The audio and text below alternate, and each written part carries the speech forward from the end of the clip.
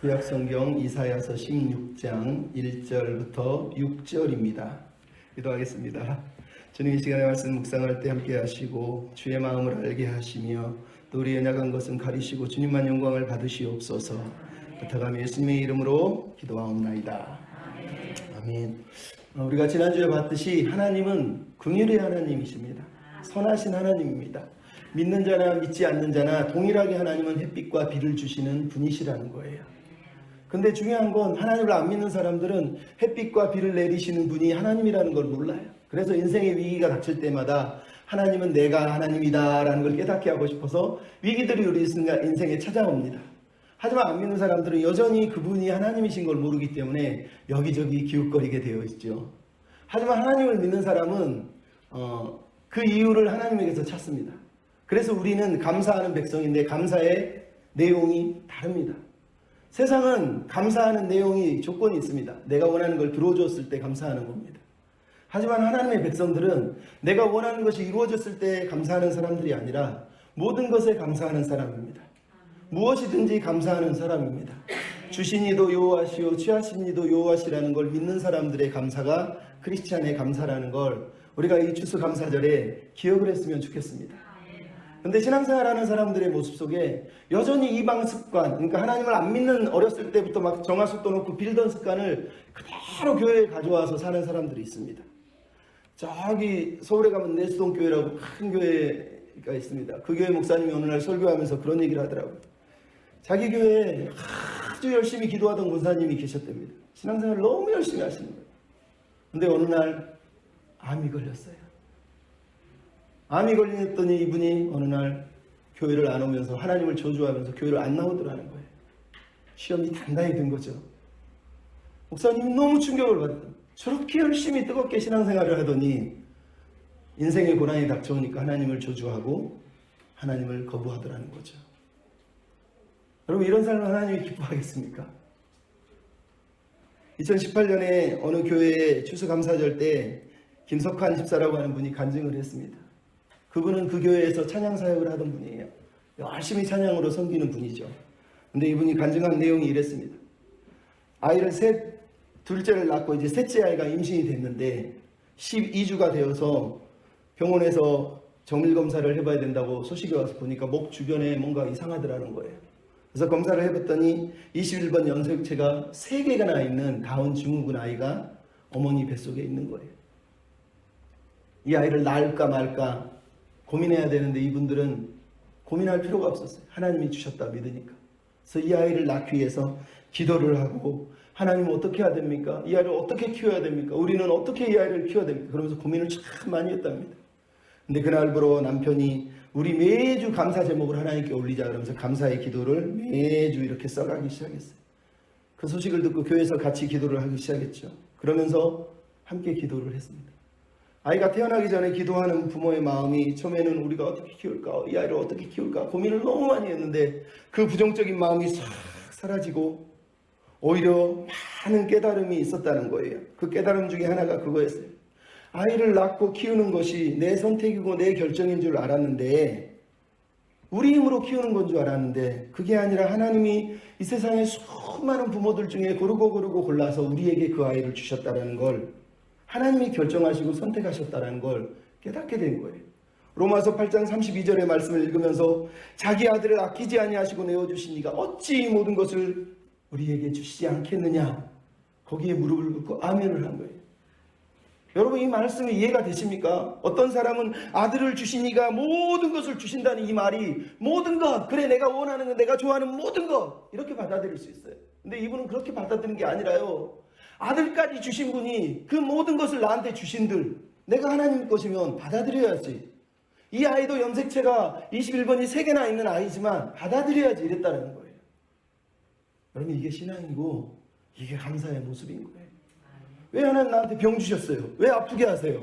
이거는 안 받아요. 여러분, 아들까지 줬는데 그거 하나 줬다고 성질내면 기뻐하시겠습니까?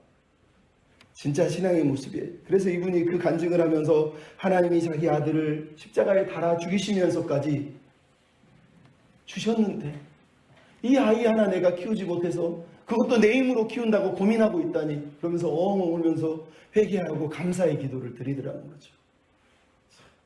여러분은 어떻습니까? 오늘 추수감사절이라 그럽니다. 어떤 감사를 어떻게 감사하고 살고 싶습니까? 아마 진짜 깊은 감사는 눈물 젖은 땅을 먹는 거라고 저는 생각합니다. 가슴이 막 시리고 아프고 막 저린 그 삶 속에서 나오는 감사가 진짜 감사 아닐까, 그런 생각을 참 많이 해요. 여러분, 우리가 사는 세상이 어떻습니까?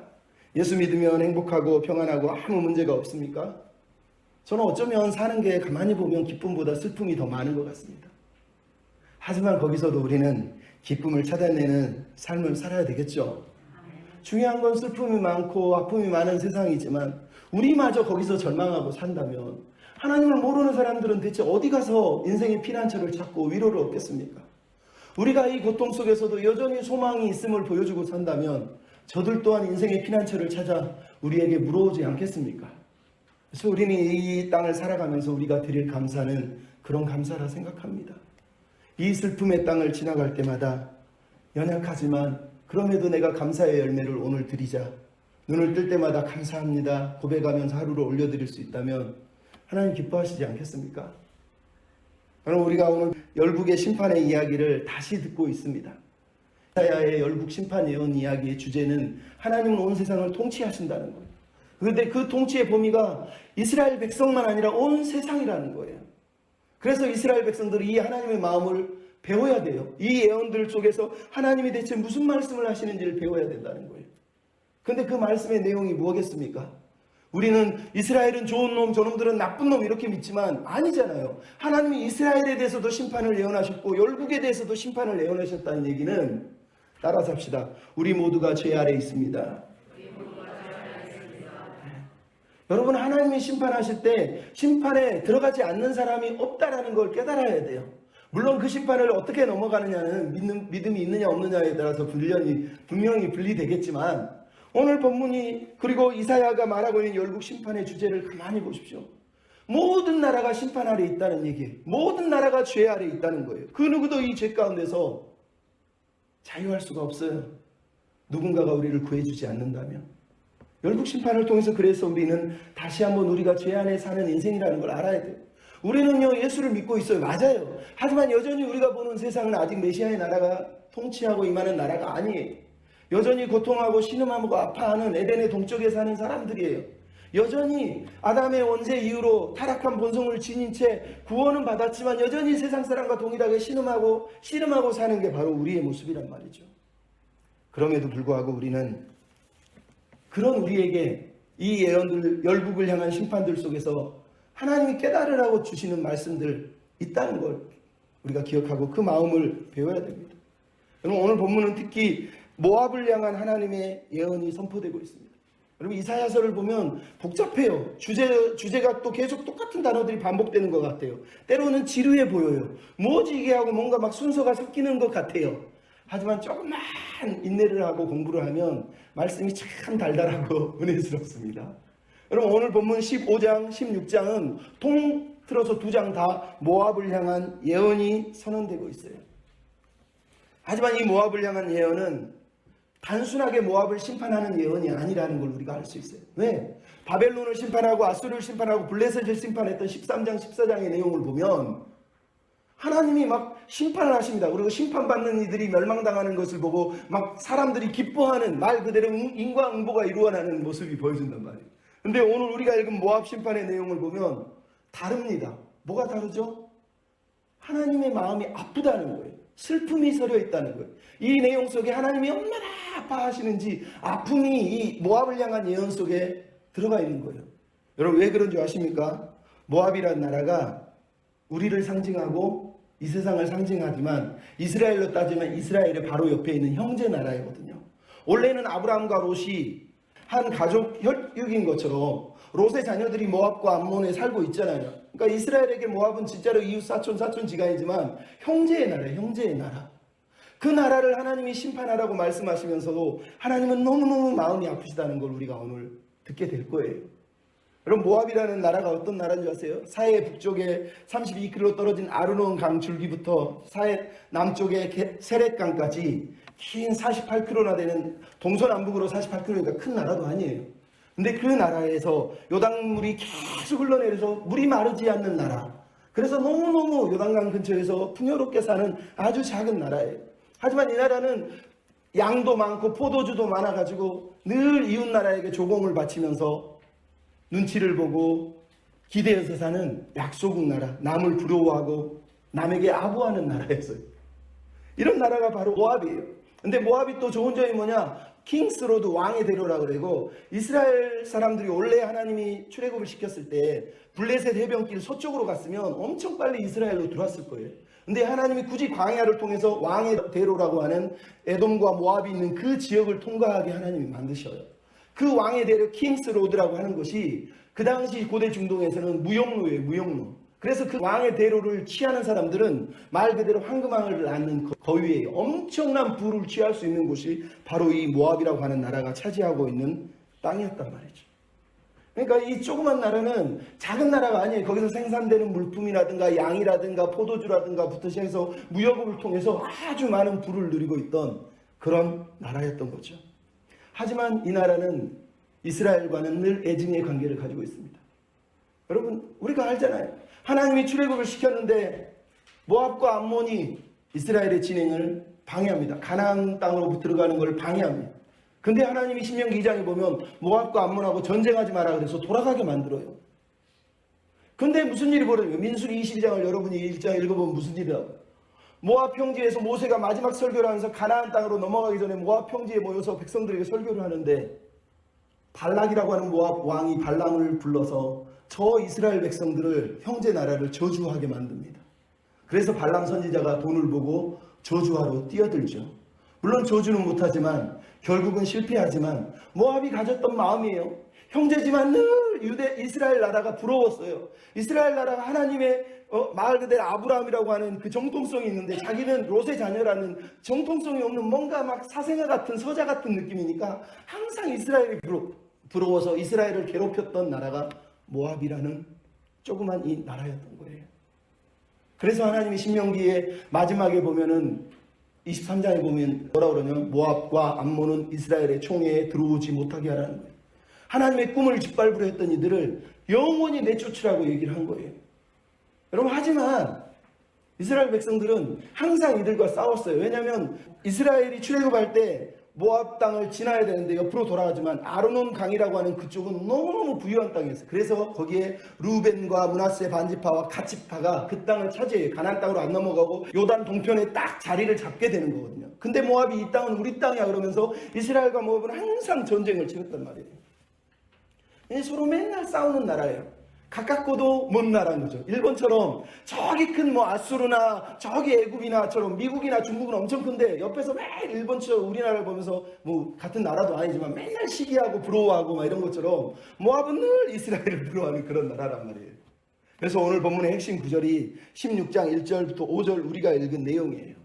여러분, 이 1절부터 5절의 내용을 통해서 하나님이 이 모압을 향한 예언을 통해서 우리가 어떤 마음으로 이 예언의 말씀을 대해야 되는지, 하나님이 이방을 향해서 내 이웃나라를 향해서 내가 가진 마음하고 다른 아버지의 마음이 있는데 그 마음이 무엇인지를 우리가 배우면서 이웃을 섬기는 백성의 삶을 우리에게 사실은 제시하고 있단 말이에요.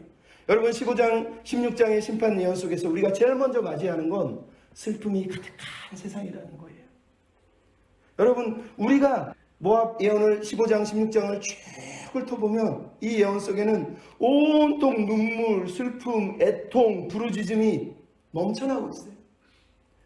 이것은 하나님의 심판을 받았기 때문이기도 하지만 하나님 없이 사는 사람들, 하나님 없이 사는 인생들, 아니 하나님을 믿지만 우리가 살고 있는 이 땅의 모습하고 똑같아요. 여러분, 1절부터 9절까지 15장에 나오는 내용 중에 통곡하고 울고 통곡하고 울고 애통하고 울고 부르짖으며 울부짖으며가 1절부터 9절에 계속 등장합니다. 16장 7절부터 14절을 보면 또 다시 슬퍼하고 근심하고 울고 울어라 눈물을 적시니라 계속 울고 있는 사람들의 모습이 나오고 있어요. 땅 전체가 모압이라고 하는 나라가 애통하고 있어요. 가는 곳마다 들르는 곳마다 울음이 없는 곳이 없다라는 것을 우리가 보게 돼요. 15장 2절 3절을 안 읽었지만 2절 3절을 읽어보면 무슨 내용이 나온 줄 아세요? 특별히 2절에 보면 거리에서 굵은 배로 몸을 동여매고 지붕과 높은 곳에서 각기 애통하며 심히 울더라. 여러분, 가는 거리마다 곳곳마다 사람들이 죽어나가서 울고 있는 사람들의 모습이 보입니다. 8절에 보면 이런 내용이 나오죠. 곡성이 모압 사방에 울려 퍼진다. 모압 사방에서 애통하는 곡하는 소리가 울려 퍼지고 있다는 거예요. 왜요? 여러분, 5절에 나오지만 나라가 패망했다는 거예요. 전쟁에서 졌다는 거예요. 15장 9절에 보면 나라가 패망해서 사람들이 통곡하고 울고 있어요. 그래서 16장 7절에도 모압이 모압을 위하여 통곡하고 또 통곡하되, 말 그대로 여러분, 눈물이 마를 날이 없는, 슬픔이 가시지 않는 인생. 근데 누가 위로해 주지 못해. 왜? 내 슬픔이 너무 크니까 저 사람 슬픔이 안 보이는 거예요. 지금 이게 모압이 당하고 있는 현실이에요. 그냥 슬픈 거는 이해가 되는데 슬픔으로 인생이 끝나버릴까봐 너무너무 고통스러운 게 우리가 읽고 있는 모압의 현실이란 말이에요. 근데 이 슬픈 현실을 통해서 우리에게 하나님이 가르쳐주는 게 하나 있어요. 따라서 하시오. 세상에는 피난처가 없다. 여러분, 왜 모압 사람들이 울고 있을까요? 어디 가서 피하면 안 되나요? 어디 가서 기대면 안 되나요? 누구에게 좀 도와달라고 하면 안 되나요? 여러분, 왜 울고 있나요? 엄청난 재앙이 닥쳤는데 아무리 피할 곳을 찾아도 모압 사람들은 피할 곳이 없다는 거예요. 도와줄 곳이 없다는 거예요. 그래서 15장 5절이나 9절에 뭐가 나옵니까? 피난민들, 도피한 사람들이 나와요. 전쟁에서 죽음의 애곡의 땅에서 도망치려고 모압을 떠나려는 난민들이 막 넘쳐나고 있는 거예요. 다 막 피난길에 나서고 있어요. 얼마 되지 않는 짐을 싸가지고 버드나무 시냇가를 넘어가고 있는 모습이 5절, 6절, 7절을 보면 나와요. 사람들이 막 짐보따리를 싸고 막 모압 땅을 넘어가고 있는 슬픈 모습을 보여주고 있단 말이에요. 근데 그들이 피난처를 찾지 못했대요. 왜? 첫째, 안전한 도시가 없다는 거예요. 여러분, 15장 1절부터 9절에 나오는 성들의 이름이 계속 등장합니다. 1절에는 수도인 알, 남쪽 지방에 있어요. 기르, 가장 중요한 도시, 우리식으로 말하면 부산 같은 두 번째 도시, 광주 이런 도시가 기르예요. 북쪽에는 헤스본, 엘르아살, 야하스 같은 나라가 또 16장에 보면 7절, 8절에 등장하고 있어요. 여기는 상업지대 모든 경제를 책임졌던 특산물이 나는 땅이에요. 근데 그곳에도 울고 있는 사람들 천지라는 거예요.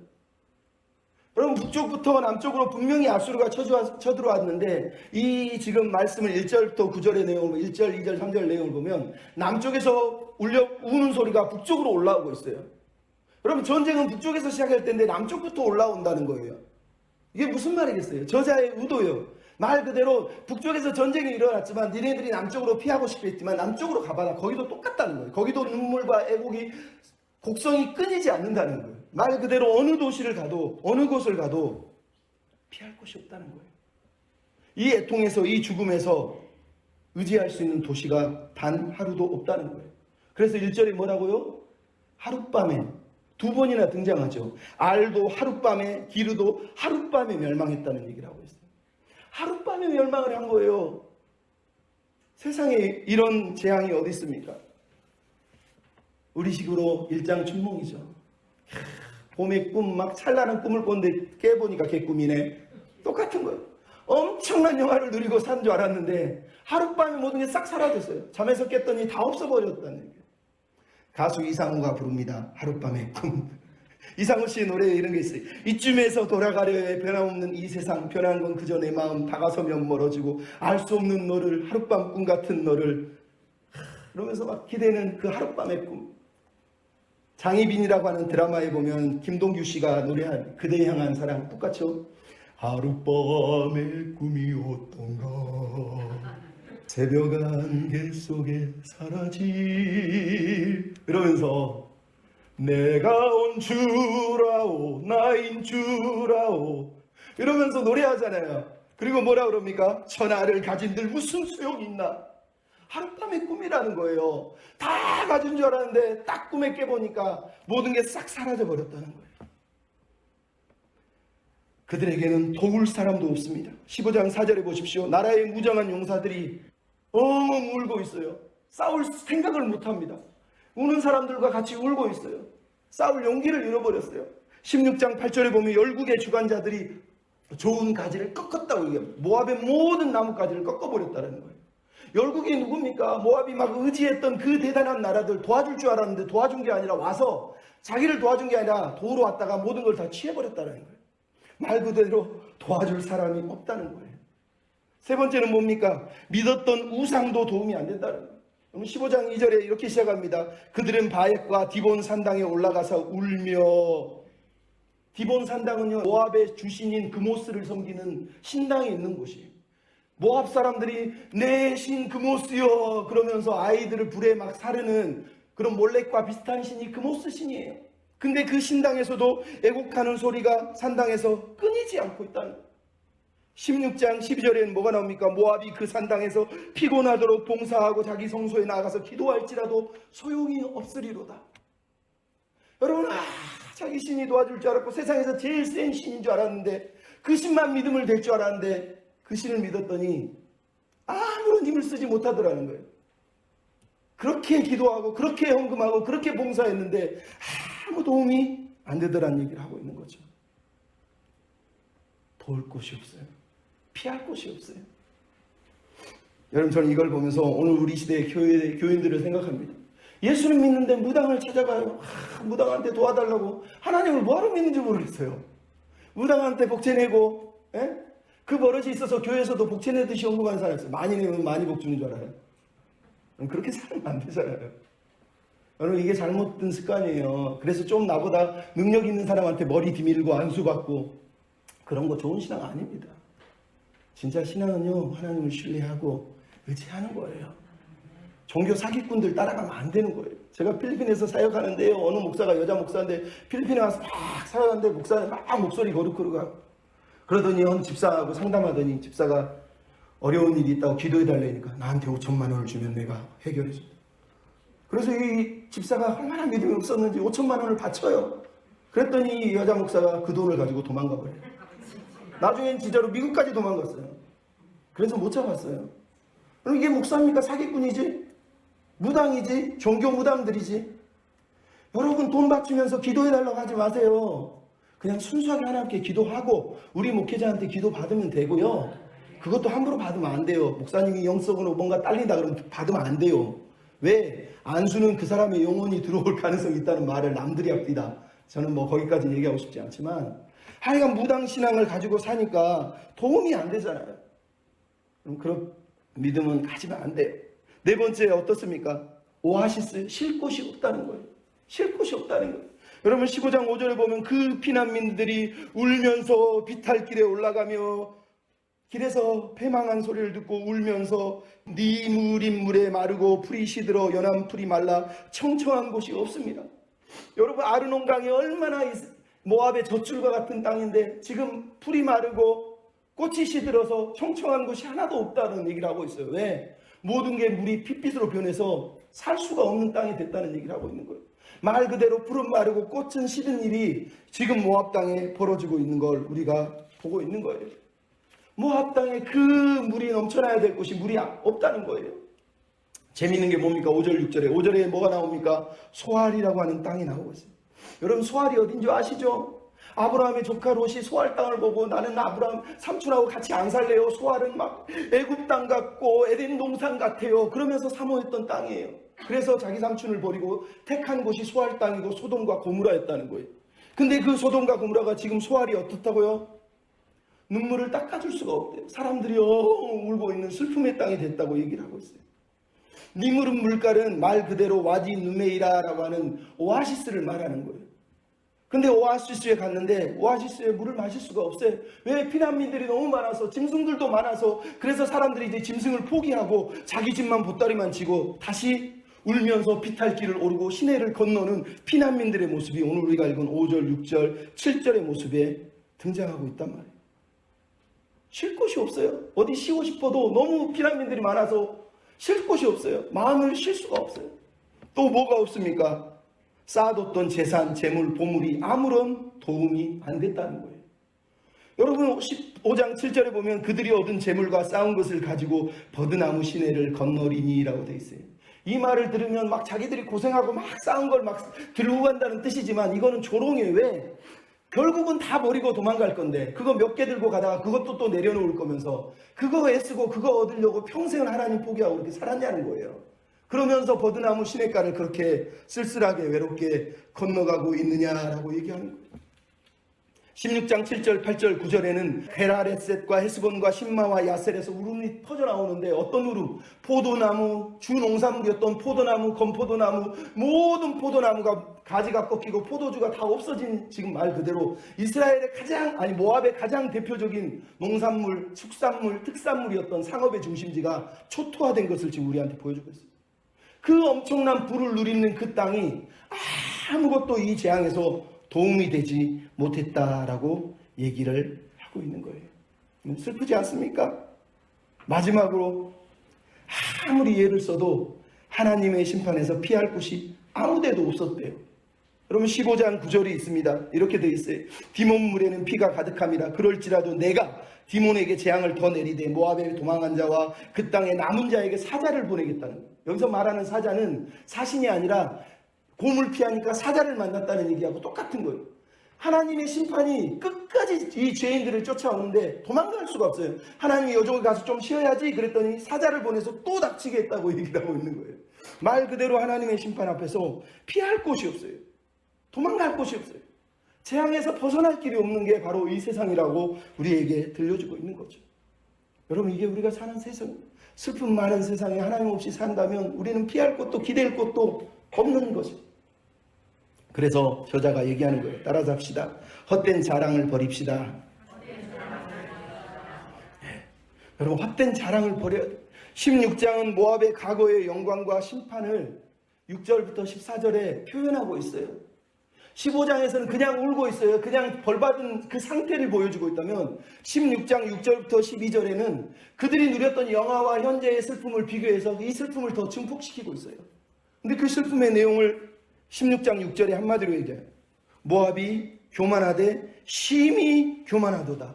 그 거만하며 교만하며 분노함도 들었거니와 그의 자랑은 헛되도다. 이게 지금 모압을 향한 하나님의 심판의 주제예요. 주제. 세상의 모든 것을 취하면 가지면 누리면 다 될 줄 알았는데 결론이 뭐라고요? 헛되도다는 거예요. 헛되도다. 그 헛된 것을 자랑하고 살다가 이제 엉엉 울며 도망가고 있니? 라고 하나님이 지금 모압 사람들한테 말을 하고 있어요. 모압의 교만과 자랑이 헛되다고 얘기하고 있어요. 여러분 이 심판 예언에서 중심 주제는, 심판의 가장 큰 죄는 항상 교만이라는 걸 잊으면 안 됩니다. 모든 죄의 뿌리는 언제나 교만이기 때문이에요. 교만. 그래서 이사야서는 교만이라는 단어를 우리가 피할 수가 없어요. 근데 더 웃긴 건 뭐겠어요? 이 교만이 모압에서는 세상의 것들을 대표하는 교만이 헛되다는 걸 이제 강조하는 거예요. 앞에서는 그냥 모든 교만에 대해서 심판했다면 이제는 이 교만이 헛되다는 걸 강조하기 위해서 지금 이 이야기를 들려주고 있는 거예요. 말 그대로 그들의 헛됨을 벌거벗으기처럼 하나님이 다 옷을 벗겨버린 것처럼 헛된 걸 싹 보여주고 있어요. 아무것도 피할 것 없고 아무것도 만질 것이 없고 아무것도 붙들 것이 없고 쉴 것이 없고 기댈 것이 없고 의지할 것이 없고 도와줄 사람도 없는, 말 그대로 벌거숭이가 되어 있는 상태를 가리켜서 헛되다고 얘기하는 거예요. 세상을 의지했는데 아무것도 없는. 여러분 왜 이런 모압의 교만이 헛됩니까? 아까도 말했지만 모압은 항상 이스라엘을 부러워했어요. 자기가 정통성이 없잖아요. 아브라함은 정통성이 있는 것 같잖아요. 그러니까 정통성을 얻고 싶으면 자격지심이 생기거든요. 저 사람이 나보다 좀 나아 보여 그러면 마음에 괜히 자격지심이 생기거든요. 그러면은 그 사람의 행동, 말 한마디 한마디가 거슬리잖아요. 일본이 한국을 보고 부러워하는 이유가 뭐냐면 한국이 좀 잘 나가면 시기하잖아요. 뭐 우리랑 민족도 틀리지만. 근데 모압과 이스라엘은 달라요. 이스라엘이 잘 되면 모압은 즐거워하고 박수 쳐주는 게 아니라 항상 부러워해요. 그래서 저 이스라엘보다 내가 저 잘났지 그러면서 늘 자랑할 거리를 찾았어요. 그게 바로 모압에서 생산되고 있는 수많은 특산물이에요. 포도주, 그 다음에 양들, 이런 것들을 통해서 다른 나라, 큰 나라에게 조공을 바치면서 우리는 안전하다 그러면서 자기를 자랑했단 말이에요. 거기다가 왕의 대로를 차지하고 있으니 얼마나 부유했겠어요. 근데 이스라엘 사람들은 하나님을 믿는다 그러면서 자기들끼리 사는 모습을 보면서 비웃는 거죠. 웃긴 거죠. 태생적으로 태어나서 서자지만 그래도 가진 게 너무 많아요. 굳이 도덕적으로 살 필요가 없어요. 가진 거 누리고 그냥 살면 되는 사람들의 모습이에요. 그냥 가진 게 전부라고 믿는 거예요. 그러니까 그런 사람들이 돈이면 다 된다는 세상하고 똑같은 삶을 사는데, 그죠? 자랑할 게 뭐겠어요? 이스라엘은 하나님 믿네 그러면서 막 내가 정통성이 있지 이러는데 서자니까 자랑할 게 뭐예요? 야, 그런 거 아무 필요 없다. 돈이면 다 해결되더라. 돈이면 다 된다. 이러면서 지금 얘기하는 거하고 똑같은 거거든요. 그게 바로 이 교만한 모압의 모습이에요. 그렇게 자랑했는데, 그렇게 갑질을 했는데, 여러분 허무하다는 거, 허무하다. 여러분 모압이 교만했는데 교만만 했으면 거만하고 분노했대요. 왜 분노했단 말은 말 그대로 우리가 저번에 그 대한항공 그것처럼 막 갑질하고 막 소리 지르고 야야 막 이러면서 그거랑 똑같은 거거든요. 이게 자격지심이 생긴 사람들은 그래서 교만하면 분노를 잘 내는 거예요. 이게 얼마나 교만합니까? 그랬더니 하나님께서 이들의 교만함을 지금 벌하고 계신 거예요. 여러분 아브라함이 살았던 삶을 우습게 여기고 소할 땅을 부러했던 롯, 그리고 롯의 딸들이 세상에 하나님의 말씀이 아니라 세상의 방도대로 아버지를 취해서 자식을 만들었던 그 삶, 그렇게 태어난 아이들이 여전히 아브라함이 섬기던 하나님이 아니라 자기 아버지와 자기 어머니들이 섬겼던 세상의 방식을 따라 살아가면서 그렇게 살고 있는 모습을 우리에게 보여주고 있단 말이에요. 그런 모습을 근데 우리가 부러워해야 되겠습니까? 이게 바로 이들의 모습이에요.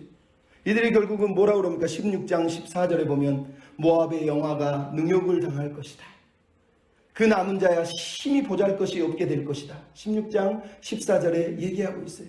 말 그대로 모압의 영화를 부러워할 필요가 없는 게 하룻밤의 꿈처럼 싹 사라져 버렸다고 얘기하는 거예요. 여러분 이게 이 예언이 모압을 향한 예언이 아니라 이스라엘 향한 예언이라는 걸 기억하라는 거예요. 하나님이 모압을 심판할 거라고 말씀하신 이유는 모압 이놈들 니네들 죽을 거야 이 얘기를 한 게 아니에요. 항상 이스라엘 나라에서 하나님을 섬기며 살면서 모압을 보고 부러워하고 모압을 시기하고 야 우리도 모압처럼 잘 살았으면 좋겠다. 저 사람처럼 많이 가지고 살았으면 좋겠다. 누렸으면 좋겠다. 늘 그게 부럽게 사는 그 이스라엘 백성들에게 모압을 보여주는 거예요. 그러면서 모압이 가졌던 의지했던 사랑했던 세상 것들이 얼마나 허무한지를 깨달으라고 이 얘기를 들려주고 있는 거라니까요.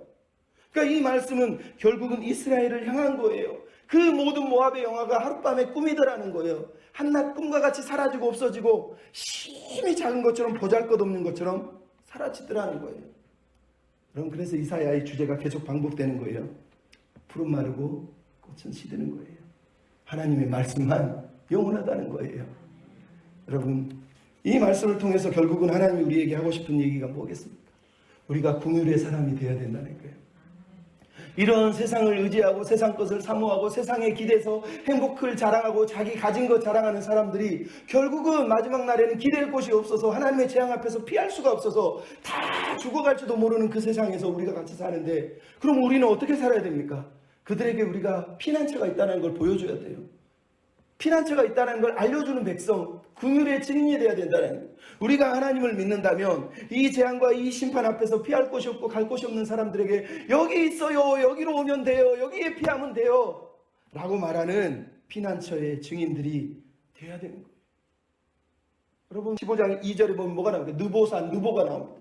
모세가 느보산에 올라서 마지막 죽기 전에 가나안 땅을 쳐다보면서 저 땅에 가고 싶다 하나님, 가고 싶어요 했던 그 땅, 그 땅에 서서 하나님이 약속한 그 땅을 바라보게 만드는 게 하나님의 백성이란 말이에요. 근데 모압 사람들은 그 느보산에서 가나안 땅을 쳐다본 게 아니라 고개를 돌려서 롯의 천처럼 소금 기둥으로 변해버릴 그 땅을 바라보면서 살았단 말이에요. 그래서 하나님이 말씀하시는 거예요. 이 사람들을 불러내야 된다는 거예요. 하나님이 피난처 되심을 알려줘야 된다는 거예요. 그래서 오늘 본문에 등장하고 있는 단어가 뭡니까? 하나님이 긍휼의 하나님이라는 거예요. 긍휼의 하나님이라는 거예요. 여러분 다시 한번 우리에게 말하는 거예요. 하나님을 증거할 때 우리가 증거해야 될 하나님은 긍휼의 하나님이에요. 여러분 15장 5절에 내 마음이 모압을 위하여 부르짖는다. 하나님이 지금 선지자의 입을 통해 말하는 거예요. 내 마음이 모압을 향해 부르짖고 있다는 거예요. 심판당해 죽어가는 그들 보면서 하나님이 너무너무 마음이 아파서 울고 있는 거예요. 16장 9절에 내가 야셀의 울음처럼 헤스본이여 엘로아리여 내 눈물로 너를 적시리니 16장 11절 내 마음이 모압을 위하여 수금같이 소리내고 내 창자가 길하레셋을 위하여 그러하도다. 지금 하나님이 뭐라고 그러는지 아세요? 모압에 죽어가는 모습을 보면서 이 지난주에도 얘기했지만 창자가 지금 끊어지는 레헴이라고 말하는 그 아픔, 그 긍휼의 아픔을 지금 겪고 있어요. 마음이 너무너무 아파서 저 멸망에 죽어가는 사람들 보면서 너무 무시는 하나님의 마음이 있는 거예요. 여러분 우리가 믿는 하나님은 그래 심판 잘 받았다 망해라 죽어라 멸망해라 이러시는 분이 아니라 모든 사람이 긍휼을 얻고 구원받기를 원하시는 하나님이란 말이에요. 그래서 오늘도 햇빛과 비를 주시는 거예요. 하나님이 그런 분이라니까요. 근데 우리는요, 원수를 사랑하라고 그러지만 우리 인생은 원수를 만들어서요. 이 사람은 원수야, 이 사람은 가까이 하면 안 돼, 이 사람은 교회 오면 안 돼, 이 사람은 사귀면 안 돼. 우리가 막 원수를 정해놓으면서 하나님을 믿는 사람들이 얼마나 많습니까? 여러분, 불행한 거예요. 여러분, 우리는 긍휼의 하나님을 믿는 거예요. 하나님이 이 모압 사람들 보면서 아파하시잖아요. 그러면서 그들에게 전한 말이 바로 16장 1절에 나오는 말씀. 16장 1절의 내용이 뭡니까? 너희는 이 땅의 통치자에게 양을 드리고 광야를 지나 시온산으로 보내라고 얘기하고 있어요. 그게 무슨 얘기인지 아세요? 하나님께서 지금 모압 사람들을, 그 울고 있는 사람들에게 말하는 거예요. 저기 이스라엘 다윗의 왕이 통치하고 있는 시온산으로 너희 양을 끌고 와서 하나님께 도움을 구하라는 얘기예요. 이 말은 재물을 바치라고 해석하는 게 아니라, 원래 모압은 옛날에 다윗이 통치할 때 다윗에게 조공을 바쳤어요. 양을 바쳤단 말이에요. 그때를 얘기하는 거예요. 그때는 평화로웠는데 너희들이 하나님을 의지하지 않고 다윗 왕을 의지하지 않고 세상 왕을 의지하더니 이렇게 된 거 아니냐. 다시 시온산으로 돌아와서 다윗의 자손에게 조공을 바치고 그에게 도움을 구해라 라고 1절이 말하고 있는 거예요. 도움이 어디서 온다고요? 저기 시온산, 하나님의 통치하시는 곳, 하나님의 아들이 다스리는 곳, 그곳에서 오고 있다고 지금 말씀을 하고 있는 거예요. 너희들 지금 새가 보금자리를 잃어버린 것처럼, 그래서 새끼조차 다 흩어진 것처럼 16장 2절에 나오잖아요. 모압 땅들에 떠다니는 새처럼, 보금자리에 흩어진 새들처럼 새끼들조차 버리고 막 방황하는 사람들에게 시온산으로 가요. 시온산으로 오라는 거예요. 거기에 피난처가 있다고 얘기를 하고 있다는 거예요. 피난처의 시온산에 누가 있다는 겁니까? 16장 5절에 드디어 등장합니다. 다윗의 장막에 인자함으로 왕위가 굳게 설 것이요 그 위에 앉은 자가 충실함으로 판결하며 정의를 구하며 공의를 신속히 행하리라. 여러분, 이게 무슨 말인지 아시겠어요? 시온산에 가면 세상 왕들처럼 도와준다 그래놓고 와가지고 빼앗고 압제하고 죽이고 살육하는 것이 아니라 인자함과 성실함으로 공의와 정의를 행하는 하나님의 마음을 가진 메시아가 있다는 거예요. 다윗의 후손이 있다는 거예요. 그의 통치를 받으면 이 슬픔과 재앙인데 이 슬픔 많은 땅에서 위로와 피난처가 될 거라는 거예요. 그 메시아에게 돌아오라고 지금 말씀을 하고 있는 거예요. 모압이 이 피난처에 와야 되는 거예요. 세상 왕들은 도와준다고 그랬지만 결국은 도와줍니까? 안 도와준다는 거예요. 있는 것까지 다 뺏어가는 거거든요. 하지만 인자와 성실하신 다윗의 아들은, 하나님의 아들은 그렇게 하지 않는다는 거예요. 같이 울어주고 같이 아파하고 눈물을 씻어줄 것이고 같이 부둥켜안고 엉엉 울 것이고 위로해 줄 것이고 자기 생명같이 다 내어주겠다고 말씀하시면서 우리를 안아주실 분이라는 걸 거기에 오면 깨닫게 될 거예요. 그분의 공의와 정의가 얼마나 아름다운 통치인지를 깨닫게 될 거라는 거예요. 그 하나님의 피난처를 보여준 거예요. 그러면서 이제 마지막으로 3절 4절에 얘기하는 거예요. 긍휼의 하나님을 믿는다면 우리가 긍휼의 백성이 돼야 되는 거예요. 여러분, 16장 3절 4절은 말 그대로 모압이 이스라엘 백성들에게 도움을 요청하는 요청의 내용이지만 선지자의 입을 통해서 하고 싶은 말이 뭡니까? 긍휼의 하나님을 믿는다면 이스라엘 백성은, 유다 백성은 이렇게 살아야 되는 거예요. 너는 방도를 베풀고 공의를 판결해서 대낮에 밤같이 그늘을 지어주고 대낮이 뜨거워서 막 피할 곳이 없는 사람에게 그늘이 되어주고 쫓겨난 자는 숨겨주고 도망한 자들에게는 발각되지 않도록 숨겨주라는 거예요. 쫓겨난 자들이 함께 있도록 피할 곳이 되어주라는 거예요. 물론 4절은 번역상 잘못이 되어 있지만 옳은 번역은 그거예요. 너는 모압에 멸절한 자들에게 피할 곳이 되라는 거예요. 너 모압은이 아니라 너는 모압에 멸절한 자들의 피할 곳이 되라고 하나님이 말씀하고 있다는 걸 우리가 지금 보게 되는 거예요. 말 그대로 하나님의 백성은 내가 긍휼을 입었기 때문에 저 멸망하는 사람들을 불쌍히 여기는 거예요. 에라 잘됐다 이놈들 저주받아 마땅하다 이런 게 아니라 누군가의 슬픔을 보고 아픔을 보고 고통을 보고 함께 아파하고 함께 우는 사람, 그 사람이 바로 하나님의 백성이라고 오늘 본문에 말씀을 하고 있는 거예요. 여러분, 긍휼의 백성이 손을 내밀어야 돼요. 먼저는 우리가 긍휼의 모습을 보여줘야 돼요. 그리고 그 긍휼의 끝에 십자가의 예수 그리스도가 있다는 것을, 그 긍휼의 끝에 우리를 위한 피난처를 세우신 하나님의 아들이 있다는 걸 그 마지막에 우리가 최종으로 보여주는 게 우리가 할 사명이라는 거예요. 긍휼의 마음은 없으면서 예수 믿어봐, 십자가 붙들어봐, 기도해봐, 여러분 무슨 도움이 됩니까? 하나님이 말하는 거예요. 먼저는 우리가 방도를 만들어서 어떻게 도울지를 방도를 정하고 그리고 함께 공의롭게 돌봐주고 필요를 채워주고 그러면서 다윗의 아들 통치하는 그곳으로 데려오라고 지금 본문이 말을 하고 있는 거란 말이에요. 그래서 오늘 우리가 긍휼의 백성이 되어서 저들을 섬기는 거예요. 16절 4절에 나오는 것 3절 4절의 내용처럼 쫓겨난 자들에게 피할 곳을 제공해 줘야 돼요. 그럼 우리가 할 일이에요. 여러분 16장 4절의 뒷부분에 무슨 내용이 나오는지 여러분 아시죠? 멸절한 자들은 멸절하고 압제하는 자들은 압제한다는 거예요. 그러다가 멸망한다는 거예요. 여러분 우리가 신경 쓸 거는 저 멸절한 놈, 압제하는 놈, 저놈들 신경 쓸 게 아니라 거기서 쫓겨난 자들만 신경 쓰면 된다는 거예요. 왜? 그 멸절하고 압제하던 놈들, 포악하던 놈들은 결국은 하나님이 심판할 것이니까 우리가 할 일은 쫓겨난 자들을 돌아보는 것이라고 오늘 본문이 우리에게 말씀하는 거예요. 여러분 긍휼의 백성이십니까? 긍휼의 마음을 가졌으면 좋겠어요. 내가 엊그저께 춘천을 다녔는데 목사님이 한 10년 전인가요? 몇 년 전, 10년 전 아니고 한 3, 4년 전 얘기를 하시더라고요.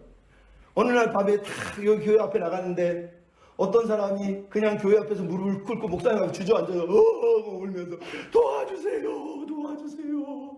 여기 앞에 택배 회사를 하고 있는데 우리 집이 너무 가난합니다. 돈이 필요합니다. 목사님이 너무 불쌍해서 같이 울고 도와줬대요. 물론 사기는 당했지만 저는 그 말을 들으면서 은혜를 받았습니다. 우리 목사님이 저런 순수한 마음이 계속 있었으면 좋겠다. 왜요? 여러분 비록 사기를 당하지만 사기는 중요하지 않아요. 목회자인데 목회자에게 긍휼의 마음이 없는 게 제일 불쌍한 거예요. 우는 사람이 앞에 있는데 저놈이 왜 울까? 사기치려고 우나? 저 새끼 조사해봐야 되겠는데? 이건 목사가 아닌 거예요. 좀 죄송하지만 일단은 울고 보는 거예요. 그게 목회자 아닙니까? 불쌍히 여기는 게 정상인 거예요. 제가 신학교 다닐 때요 전도사였어요. 금요일날 기도회를 하는데 교회가 상가 3층인가 됐는데 사거리인데요. 목사님 딸이 기도회 하기 전에 금요일 밤인데 막 울면서 뛰어와요. 왜 그래 왜 그래 누가 쫓아온다니. 막 내려갔더니 술 먹은 남자가 막 행패 부리듯이 오는 거예요.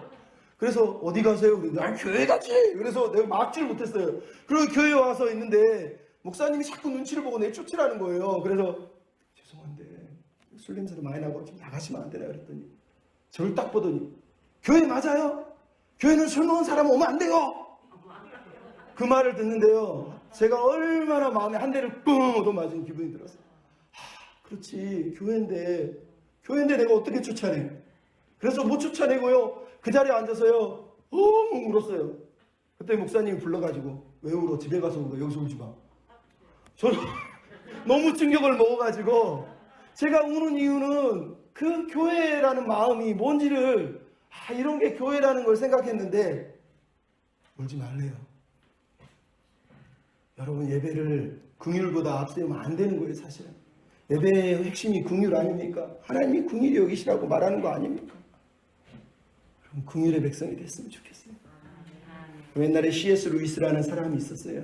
그분의 주제로 영화를 하나 만들었는데 영화의 제목이 섀도우 랜드예요.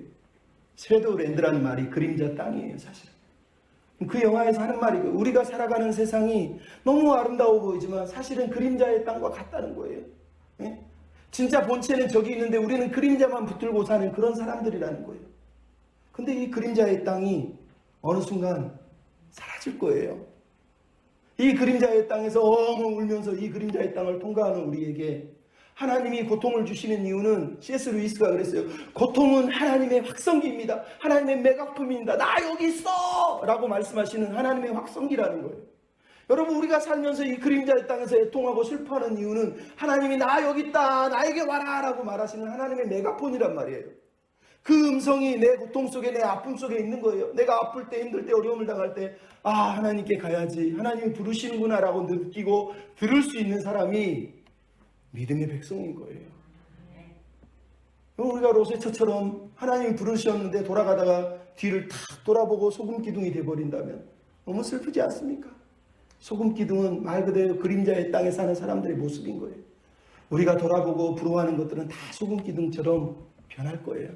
하지만 이 그림자의 땅에서 여전히 본체를 바라보면서 그 빛을 향하여 나아가며 소금 기둥의 땅에도 꽃이 필 수가 있는 거예요. 여러분 우리는 그림자의 땅을 지나가지만 긍휼의 마음으로 지나가야 돼요. 누군가의 슬픔을 헤아려 보고 누군가의 아픔을 헤아려 보고 함께 아파하고 함께 싸매어주고 함께 울어준다면 하나님이 얼마나 기뻐하시겠습니까? 여러분 마지막으로 선교사 한 분 이야기를 들려주려고 합니다. 이분은 어렸을 때 3대째 집안이, 외할아버지는 장로, 어머니는 선교사였어요. 근데 이 사람이 하나님을 믿기가 너무 힘들었어요. 왜? 자기가 너무너무 존경하던 아버지가 경찰관인데 어느 날 병원에 갔더니 뇌종양이라는 거예요. 얼마 못 산다는 거예요. 그래서 우리 아버지를 어떻게 살릴까? 그래, 엄마가 그랬지. 기도하면 된다. 그래서 40일 동안 작정 기도를, 40일 동안 작정 기도를 엄청 했는데 38일째 갑자기 배가 아파서 엄마 나 병원 가야 될 것 같아. 근데 엄마가 기도에 너 작정했잖아. 그래서 교회에 끌고 가서 기도를 시키더래. 근데 기도했더니 몸이 진짜로 뻥 나왔더래요. 그래서 우리 아버지도 40일 되면 낫겠구나. 그러고 40일 날 기도했는데 갑자기 40일째 되니까 동생이 냉장에 떠져서 병원에 가서 수술을 했어요. 그래서 병원에서 수술을 하고 다시 집에 와서 동생을 돌보고 있는데 병원에서 뜨르르르 전화가 왔어요. 기분이 이상해서 갔더니 아버지가 돌아가신 거예요. 하나님 어떻게 우리 아버지를 데려갑니까? 내가 40일 동안 기도했는데 동생은 맹장 터지고 너무너무 슬펐다. 그래서 하나님을 원망했는데 그로부터 몇 년 후에 어머니가 너무너무 신앙이 좋으셔서 신문을 보다가 신문에서 어떤 사람이 불쌍한 사람이 신장을 기증하는 걸 보고 하나님 내가 누군가를 구원했을 때 내 신장을 떼어주고 싶습니다. 불안한 거예요. 엄마 그렇게 하지 마.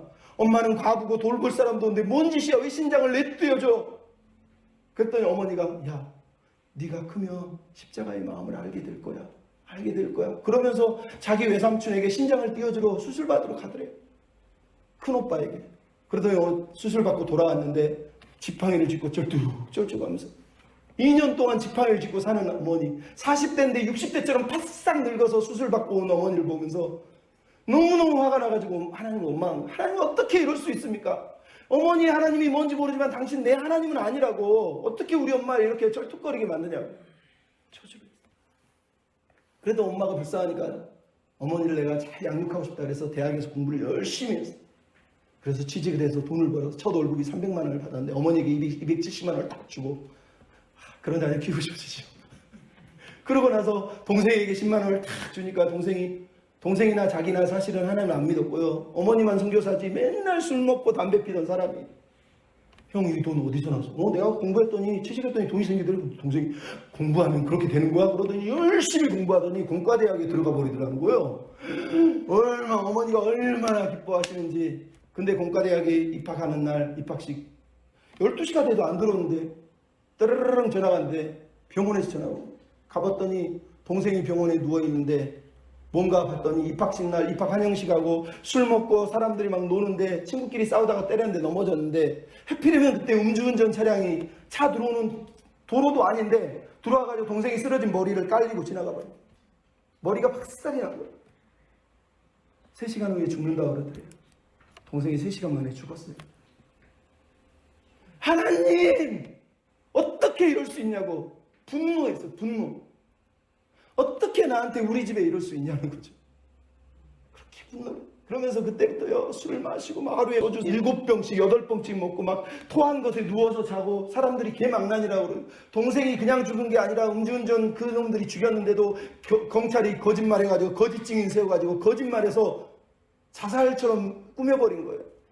매일 칼을 사가지고 그 새끼들 만나면 내가 죽여버린다고 그러면서 사니까 폐인이 된 거예요. 몇 년을 그냥 술 먹고 담배 피고 뒹굴고 더러운 냄새나고 엄마가 씻을 수가 없어요. 그래서 엄마가 하나밖에 없는 아들이라 군대를 안 가도 되는데 너 군대 가라 그러면서 군대를 보내려고 하는 거예요. 엄마 제발. 아니야 너는 군대 가야 사람 돼. 그래서 엄마 소원이라고 그러니까 들어줘. 근데 가기 전에 너 1:1 양육만 받고 가라. 그게 뭔데 1:1 양육 받아서 하나님 믿는 사람이 되라는 거예요. 아유 내가 그런 하나님을 왜 믿냐 그랬더니 어머니가 앞에서 울더래요. 알았어 할게. 어머니가 우니까 참지를 못해요. 그래서 1:1 양육을 하겠다는데 맨날 술 먹고 담배 피고 냄새나는 폐인을 누가 1:1 양육해 주겠어요. 아무도 양육 안 해준대요.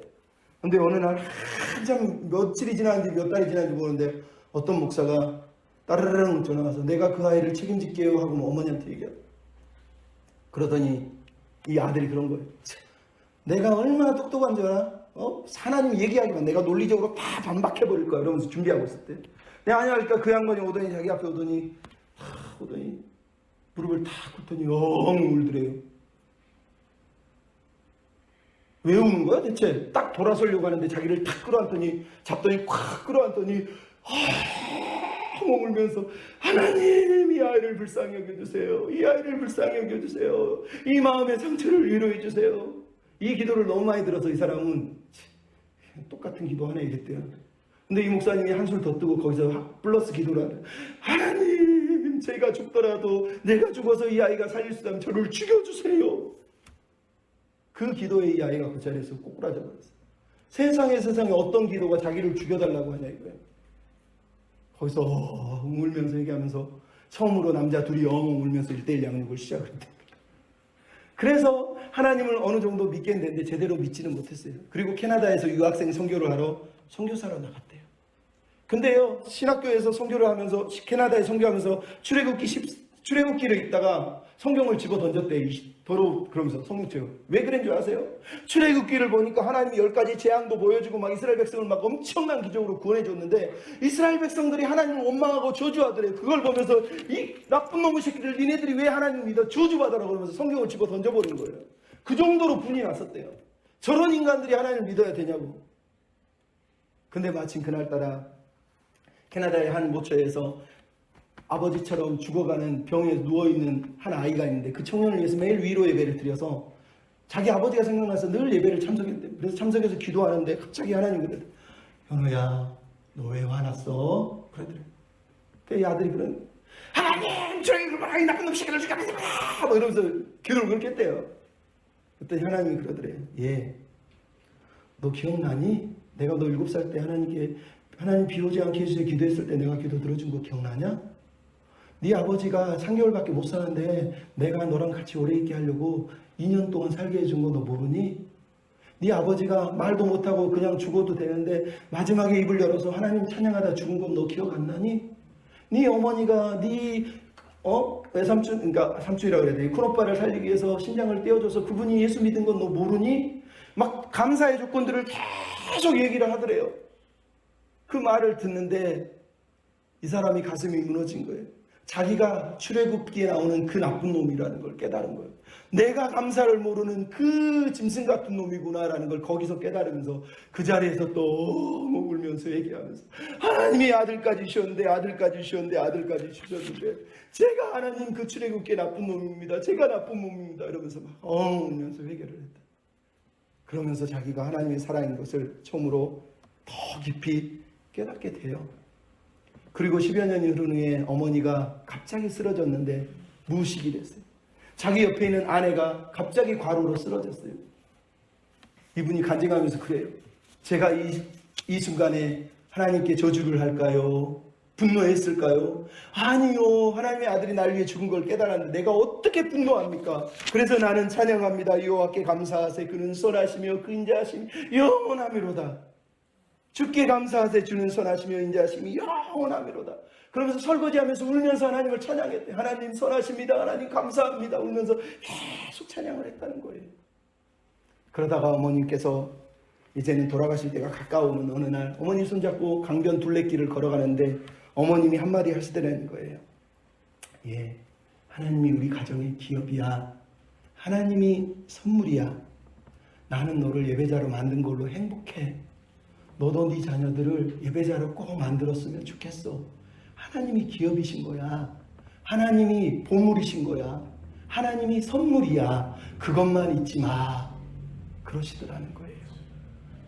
여러분, 우리의 삶이 그런 거예요. 이 그림자 땅을 지날 동안에 우리가 긍휼의 사람이 되어서 누군가의 아픔을 위로해 줄 뿐만 아니라 우리 또한 이 긍휼의 땅에서, 그림자 땅에서 긍휼의 백성이 되고 위로를 얻고 십자가를 붙들고 그 십자가의 마음을 가지고 증거하고 우리 가족을, 우리 식구들을 예배하는 백성으로 만들어 간다면 하나님이 얼마나 기뻐하시겠습니까? 그죠? 여러분, 하나님은 우리 편이세요. 하나님은 우리를 도와주실 거예요.